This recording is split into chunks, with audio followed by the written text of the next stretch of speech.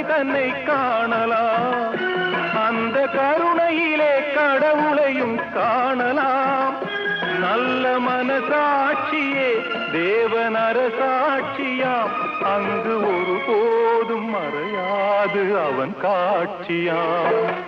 ஒன்றே குலம் என்று பாடுவோம், ஒருவனே தேவன் என்று போற்றுவோம்.